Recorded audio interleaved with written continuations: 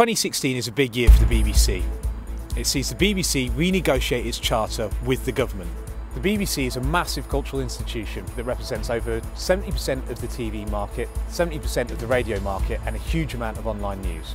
In 2015, a newly elected Conservative government appointed John Whittingdale to the Department of Culture, Media and Sport.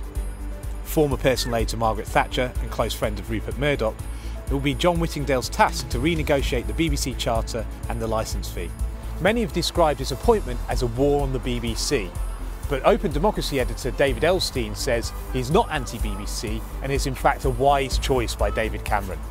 In 2015, John Whittingdale released a scathing report into the state of the BBC and suggested it was biased. Many Conservative commentators and corporate press offices suggest the BBC has a left-wing bias, that it is inherently liberal, there are no right-wing comedians, and that it focuses too much on diversity and not enough on national values. But studies from Loughborough University and Cardiff University show in fact that the BBC is nationalistic, Eurosceptic, pro-big business and pro-government. The research also showed that the BBC showed a large institutional bias against the Labour Party and all progressive parties in the last general election. Whittingdale has suggested that the BBC scrap the licence fee, decriminalise it and replace it with a voluntary subscription fee. This will cost the BBC at least £200 million a year and threatens the idea of a universal service.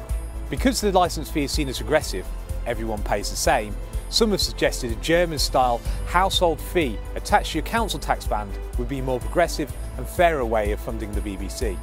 Other threats to the BBC income include top slicing, which is where the BBC have to pay for other services even though it's not in their remit.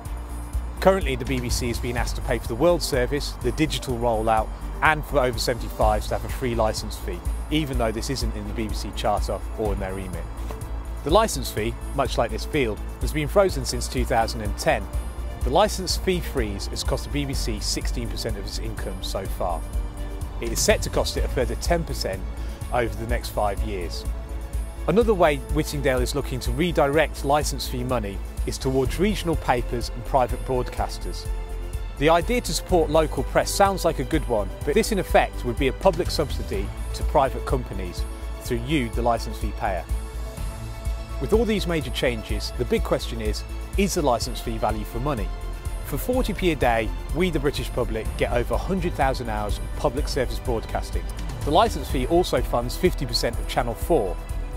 Sky, for 66p a day, offers you 35 channels, but with no sport, it's just the basic package and it's riven with advertising.